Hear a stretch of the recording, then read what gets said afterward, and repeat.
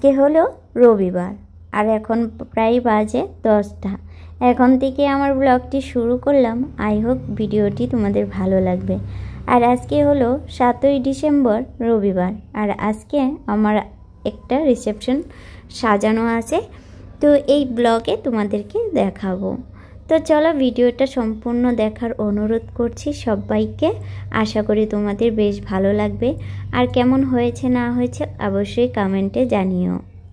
তো ভিডিওটা তোমাদের সাথে এডিট করে আর পোস্ট করতে পারিনি। তোমরা জানো মাঝখানে আমার 2 দিন কোনো ভিডিও পোস্ট কিচ্ছু হয়নি। কালকে তো ছেলের ভীষণ শরীর খারাপ ছিল, সর্দি কাশি লেগেছে, তার জন্য সব সময় ঘ্যান ঘ্যান করে একদমই ভালো লাগছিল না যে ভিডিওটা তোমাদের সাথে শেয়ার করি। যাই হোক, আজকে ভাবলাম তোমাদের সাথে ভিডিওটা শেয়ার করাই যাক। তার জন্য দেখো সকালবেলা সমস্ত কাজবাজ তো আশিবাসি কাজ সেরে নিয়েছি। আমরা তো মেয়ে, সংসারের সমস্ত কাজবাজ শেষ করেই কিন্তু বাইরের কাজে যেতে হয়, না হলে দেখবে কাজের থেকে ফিরে এসে যখন এলোমেলো কাজ দেখবে তখন কিন্তু মাথাটা একদম ধরে যায়।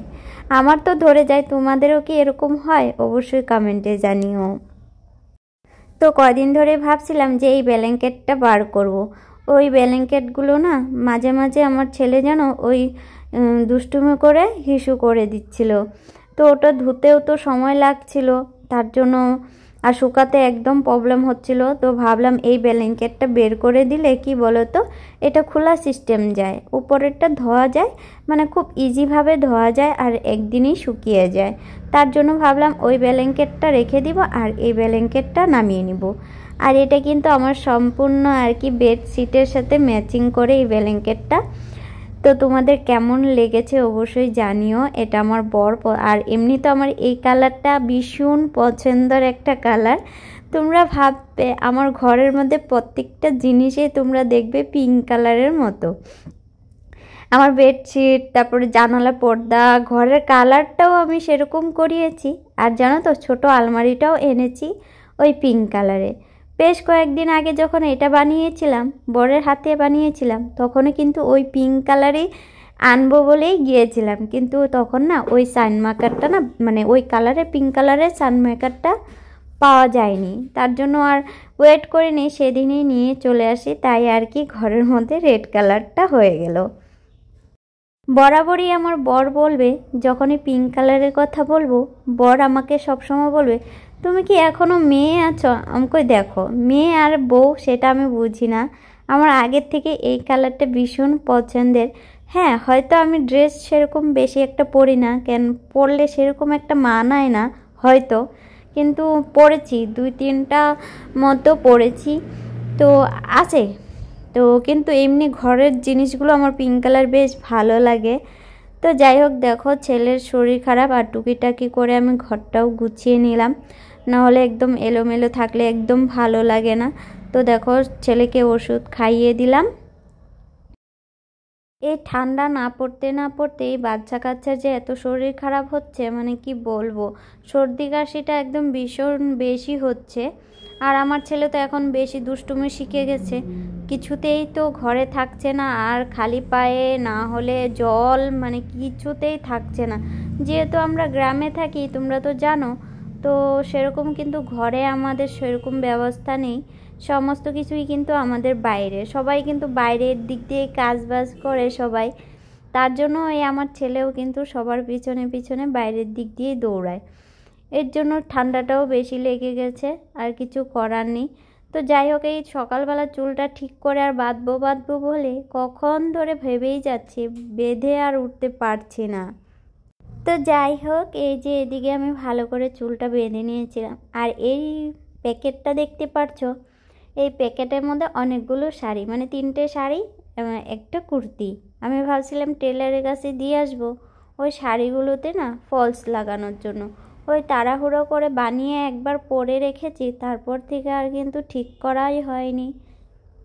বিশেষ করে পুজোর দিনগুলোতে না একদম ব্লাউজগুলো তো কোনো রকম বানিয়ে দেয়, আর আদার্স কাজগুলো তো করানোই যায় না। তো ভাবলাম সময় করে একদিন নিয়ে যাব, বাড়ির থেকে বের করে নিয়েও গিয়েছিলাম, কিন্তু পার্লার থেকে যে যাব সেটা আর হয়ে ওঠেনি, তাই আর যাওয়া হয়নি। তো গুছিয়ে রেখে দিলাম, আজকেও তো যাওয়া হবে না। তো যাই হোক, সমস্ত কাজবাজ শেষ করে এখন চলে আসলাম চান করে। এখন প্রায় বেজে গেছে 1টা। তো এদিকে আমি পুজো টুজো দিয়ে খাওয়া দাওয়া কমপ্লিট করে, আর এদিকে দেখো আমি ড্রেসও পরে নিয়েছি আর এখন হচ্ছি রেডি। আর এদিকে ছেলেকেও খাইয়ে দিলাম। আর এর ফাঁকে আসছিল 2জন কাস্টমার, যেহেতু আজকে কাজের দিন, কিন্তু না আসলে বেটার হয়, কিন্তু তারপরেও আসলে আর ঘুরিয়ে দিতে ইচ্ছে করে না। তো বাড়িতে পার্লার যেহেতু বন্ধ ছিল, বাড়িতে চলে আসছে, যেহেতু চেনা জানা, তাই বাড়িতেই চলে আসছে। তো আমি খাওয়া দাওয়া করে বাবুকে ঘুম পাড়িয়ে তারপরে ওনাদেরকে ভুরু তুলে এখন আমি রেডি হচ্ছি। তো বেশি কিছু তো রেডি হতে পারবো না, আর সেরকম আমি রেডি হইও না, মোটামুটি একটু না হলে নয়, যেহেতু বিয়ে বাড়ি যাবো, তাই না? তুমি বলবে একটু হলেও তো সাজুগুজু করতে হয়, তাই আর কি মোটামুটি একটু করে নিচ্ছি। জাস্ট একটু ময়শ্চারাইজার লাগিয়েছি আর একটু আইব্রোটা ফিল করলাম, আর দুটো শেড মিশিয়ে একটা লিপস্টিক পরে নিলাম। ভীষণ মাঝে মাঝে 2-3টে কালার মিক্স করে লিপস্টিক বানিয়ে পরলে বেশ ভালো লাগে, কালারগুলো আনকমন হয়। তার জন্য ভাবলাম আজকে 2টো শেড মিশিয়ে একটা কালার করে তারপরে পরবো। প্রথমে তো আউটলাইনটা অন্য একটা কালার দিয়ে করলাম, পরে মাঝখানটা একটু অন্য কালার দিয়ে পরলাম, কিন্তু বেশ ভালো লাগছিল। কিন্তু এখানে বোঝা যাচ্ছিল না, একদম লাইট আলো বেশি জ্বালাতে পারছিলাম না, যেহেতু ছেলে ঘুমিয়ে আছে। আর আমার ছেলের এত কান পাতলা, কি বলবো তোমাদের, মানে একটু শব্দ না হতে উঠে যায়। তো লিপস্টিকটা আমার ওই বড় আয়নায় ভালো করে দেখা যাচ্ছিল না, তাই ভাবলাম একটু ছোট আয়না দিয়ে ভালো করে পরে নিই। আবার এলোমেলো থাকলে সবাই বিয়েবাড়িতে বলবে, নিজের লিপস্টিকটা ভালো করে পরতে পারেনি, থেবড়ে আছে, আবার ও নিয়ে আসছে আরেকজনকে সাজাতে, তাই না? তো কেমন একটা ব্যাপার হয়ে যাবে না? তো ভাবলাম না, একটু ঠিকঠাক করে এমনি যেরকম তেরকম পরানো যায়, কিন্তু কোথাও গেলে তো একটু ভালো করে সাজুগুজু করে যাওয়া উচিত। বিশেষ করে মানে কাজের চাপ থাকলে সেরকম হয় না, যখন কাজ বেশি একটা থাকবে না তখন কিন্তু করাই যায়। যাই হোক, আজকে আমার কাজের চাপটা একটু বেশিই আছে, 2টো পার্টি মেকআপ এবং ব্রাইড, তার মধ্যে বাড়িতেই বেজে গেছে 2:30, এখন বেজে গেছে প্রায় 2:30, এখনও বের হয়নি। কি বলবো বলো তো? এই যে দেখো, এখন চুলটা আমি বেঁধে নিব, আর পরেছিলাম এই ড্রেসটা। যাই হোক, ফাইনালি এই যে দিদি একটা আমাকে নিতে আসলো গেটের থেকে, আর এইখানে ফুলের লোকগুলো বলছে তোমরা আমার মানে বলছে যে তুমি অন্য ঘরে সাজিও, যেটা ছেলের রুম, সেখানে তোমরা সাজিও না, কেননা আমরা ফুলের ডেকোরেশন করব, মানে খাট সাজাবে, তার সেটাই আমাকে বলছিল। তো যাই হোক, ফাইনালি বিয়ে বাড়ি চলেও আসলাম। আর এদিকে দেখো ডেকোরেশনগুলো তোমাদের সাথে একটু শেয়ার করলাম। এত রাস্তা বড়, এত লম্বা, দেখো কতটা রাস্তায় হেঁটে যাচ্ছি, তাও প্যান্ডেল শেষ হচ্ছে না। বিশেষ করে রাত্রেবেলা আমাদের বাড়ির থেকেও ইনভাইট আছে এখানে, কিন্তু আমি কাজ শেষ করে আদৌ বাড়ি ফিরতে পারিওনি। তো যেহেতু ভয়েস ওভার পরে দিচ্ছি, তাই তোমাদেরকে বলছি, আমি কাজ শেষ করে আমাদের বাড়ির লোকজন চলেও আসছিলো, আমি ওরকমভাবেই খাওয়া দাওয়া করে বাড়ি রিটার্ন হয়েছি, জানো তো। দেখো সামনে তো একটা গেট করেছে, এখানেও কিন্তু বাড়িতে ঢোকার একটা যে, তখন এইখানেও একটা গেট করেছে, ভীষণ একটা সুন্দর একটা ডেকোরেশন করেছে। আর এদিকে দেখো বউ মানে বসবে, সেখানেও ডেকোরেশন করে নিয়েছে ভালো করে। এখন দেখো ভিতরেও ঢুকে যাচ্ছি, এই দিদিটা আমাকে নিয়ে যাচ্ছে, কোথায় কোথায় যাব না যাব, কার সাথে কথা বলাচ্ছে না বলেছে, সেরকম চেনা জানা হলেও মানে আশা হয় না, তো তার জন্য। তো যাই হোক, এখানে আমাকে বসতে বললো, যেহেতু বউ এখনও আসেনি ফ্রেশ হয়ে, তো ফ্রেশ হয়ে আসবে, আমাকে দিদি দিয়ে দিল পান। তো খেয়ে ভাবছি, দিদিটা জানে আমি পান খাই, তাই আমাকে পানটা আগে দিয়ে দিল। আর এদিকে জানো তো, ওই অনেক আসতে দেরি হচ্ছিলো, তো ভাবলাম আমি একটু বাইরের দিক দিয়ে ঘুরে আসি। আসার সময় তো তাড়াতাড়ি করে চলে আসলাম দিদির পিছন পিছন।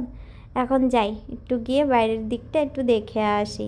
তো এই যে দেখে নিলাম, আর তোমাদের সাথেও শেয়ার করলাম। তো কেমন হয়েছে ডেকোরেশনটা দেখো, একটু জানিও।